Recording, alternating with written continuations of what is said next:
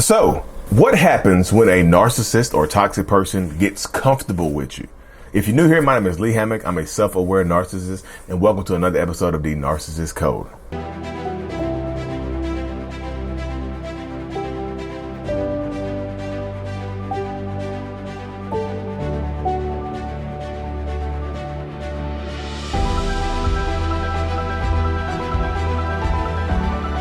So, welcome back. Calm down. I know the new intro is fired. I'm just joking. Appreciate y'all being here, seriously.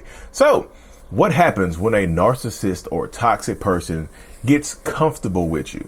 And by comfortable, I mean like they get to be themselves. Like when they are feeling like it's time for the mask to come off. Like when a narcissist gets comfortable with you, y'all. You're either living with them, y'all living together, y'all have exchanged I love yous, y'all are engaged, you're married really quickly, you just y'all bought something together, you are doing something, y'all are moving fast. Or they, like I said, you don't have to get pregnant or get pregnant by them or get them pregnant or anything like that. You don't necessarily have to buy a house or a car. It's like when they feel like they got you. You know, sometimes you can just feel it. You can feel it like when you know. Like, you know that this person cares for you. Like when you let them get away with something. Sometimes that's when they know. Sometimes that's when they know they got you. When they do something heinous to you, they cheat on you, they lie to you. You catch them red-handed doing something like stealing money or whatever it is. They say they stopped drinking. They say they stopped smoking, and you catch them anyway. And they forgive you. In the narcissist's mind, like they feel like they got you. So now they're comfortable. Any of those situations can bring a narcissistic person comfort. And when they get comfortable, that's when they take the mask off.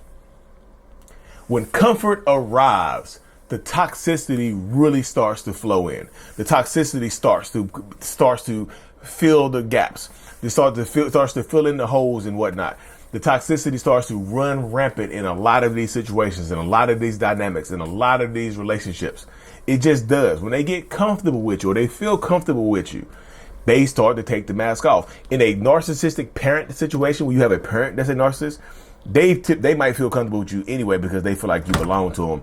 And as long as they feel like you live with them and like they pay your bills or whatever, they feel like they own you. So there's a level of comfort that they're going to be displaying anyway from the jump. But in a relationship, something has to happen. They don't just feel comfortable with you from the jump. And comfort for a narcissist, just speaking from a narcissist perspective, comfort is like this weird type of trust. Like we don't necessarily trust you. We have more trust for the situation. You know, we don't necessarily trust you anymore. We trust the situation. We trust the work that we've put in. You know, it's like more trust in ourselves, not in you, not in our partners, not in our spouses and whatnot, not in the victim, whoever the victim is in this space. We have more trust in ourselves that we have done our job correctly. You know what I mean? Like we've solidified ourselves in this space. So that does happen right there. So that can happen quite a bit in these relationship dynamics. So that's why I tell people, like when they get comfortable, that's when the toxicity comes in. When the mask comes off, that's when they start the love bombing tends to, if the love bombing is if let's say you turn the water hose on, right? You know, you turn the water hose on full blast, the water or sink or the faucet, you turn on the spigot, the faucet in the bathroom or whatever, you turn it on full blast, right? And the water's coming out full blast. That's love bombing, right? When the mask comes off, then just imagine them slowly or quickly turning it off to a slow drip. So it went from a steady flow, a steady hard flow of water to now a slow drip, or sometimes to nothingness. You know, slow flow, real slow drip, now to nothingness. Now it's nothing. Now you're not getting anything from this person. Now the relationship is pretty much over. You see what I'm saying? You see how the dynamic has almost instantly shifted. You know, these situations happen so much in a lot of these times, y'all. That's why I tell people you are stronger than what you think you are. You know, like once they turn the love bombing off, the devaluation creeps in. They start to devalue you. They start to treat you badly. They start to take subtle jabs at you. They start to try to manipulate you more. They start doing what if they've already gotten away with something, they're going to probably do that again. If you've forgiven them for cheating, they're probably going to start trying to cheat again. You know, If you've forgiven them for lying to you, they're probably going to keep lying. Whatever you've forgiven them for, y'all. That's why I tell you, when the red flags pop up at the beginning, y'all need to leave early on. When the red flag, if you see a red flag early on, y'all, there's so much regret to be had in these toxic relationships.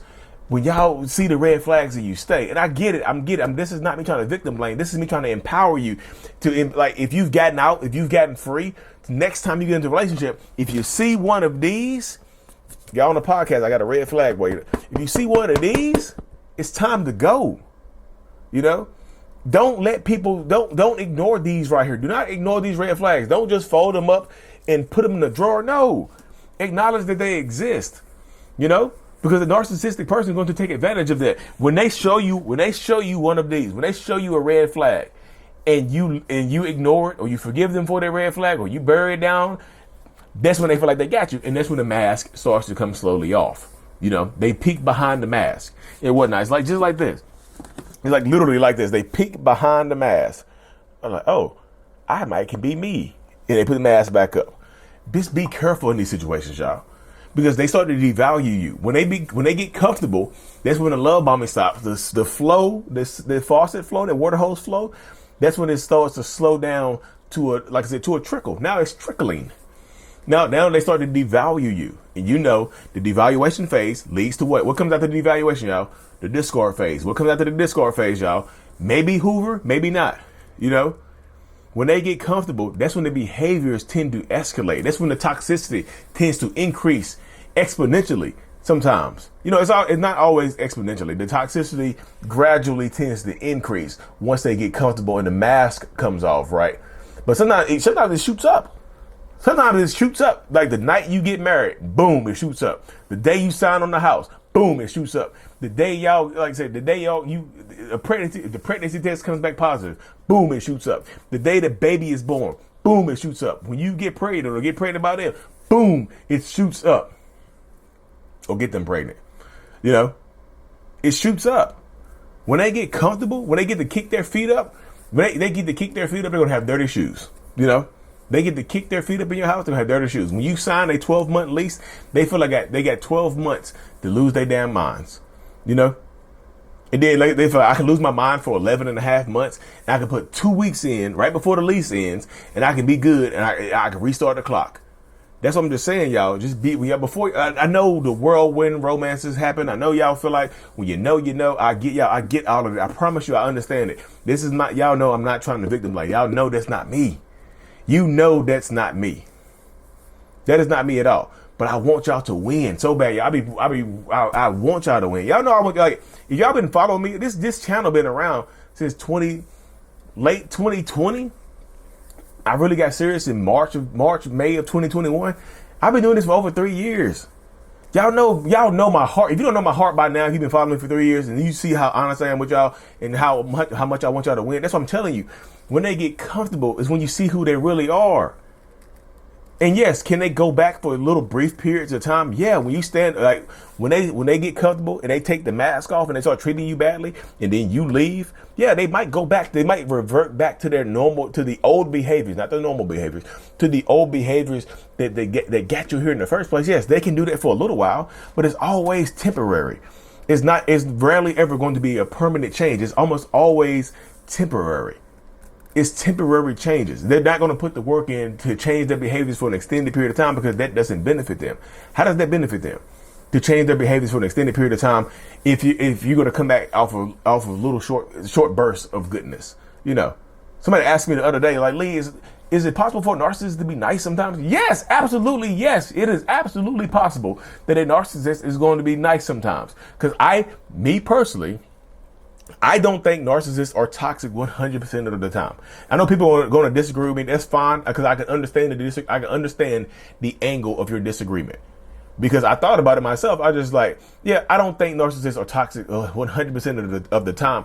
But I can understand when people say, Lee, I disagree with you because if they're doing good things to get you back to do bad things, that is still toxic. And I would agree with that. But sometimes they might generally do some good things. You know, that's my thoughts.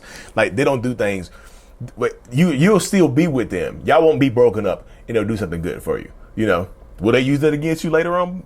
You can't never say I did nothing for you. Yeah, they might. So that's what I'm just saying. I can understand the disagreement as well, because I disagree with myself. Y'all see, I be battling with myself sometimes on some of the stuff I be saying. I'm like, wait, I can see the disagreement right there. You see how I just broke that down myself on the fly. I can understand the disagreement right there. So I get it. But yeah, they can be nice to you sometimes, y'all. They can put the mask back on, but it's shaky. Like, they got mask arthritis. Them hands be shaking like they're like, oh goodness. Hand be rattling and shaking everywhere. They are, they are, you know what I mean? Hands be shaking everywhere. They are just out of control. They are not happy. That's what I'm saying. When they get comfortable with you, you'll see them for who they really are. When they finally just break down, it's like, okay, I'm comfortable. You will see them for who they really are at the end of this story, at the end of this dynamic, at the end of this space. You'll see them for who they really are. And once you see them for who they really are, y'all, you have to press forward. You have to leave them be. If it's early on, in the relationship, I understand if y'all got kids already, they all live together. I know everybody's situation is different. Everybody's situation is different, but like, I'm a true believer that if you put your mind to it and you decide that you want to leave, you can start right now. Yeah, everybody can't leave tomorrow. I understand that dynamic, y'all. Some people, like one of my friends, her name is Heather Voss. She hurt herself, right? She wanted to leave, but then some life happened and she got hurt and she couldn't leave, right? There's some things that happened to her that she couldn't leave. So she was stuck for a little while. But you know what she got stuck? It took her 18 months to leave. She stayed for 18 more months to heal up, and then she ended up leaving. She took her time, made a plan, started saving up her money, and then when she was done, she was done. When she was done, she was done. But I'm thankful for y'all. When they get comfortable, the mask comes off, it slides off. When it comes off, like what Maya Angelou say, when people show you who they really are, believe them the first time. When that mask slides off a little bit and they might catch it and put it back on, they might catch it and put it back on. But that's how it goes, y'all. I'm super thankful for y'all. Stay tuned for more. Make sure you like and subscribe. Y'all be closing in on 400K. It's crazy. 400K. Appreciate every single one of y'all. Mental Healness is out. Peace. Thank you so much for making it to the end of my video. You are a mental healness rock star, and I appreciate you for being here. If you haven't already, make sure to click on the screen to subscribe to the channel and watch another one of my videos in my playlist. There's also a link available up here for you to purchase my kids' book, Remember It's Not Your Fault, on Amazon. So check that out. Thank you. I will see you in the next video. Peace.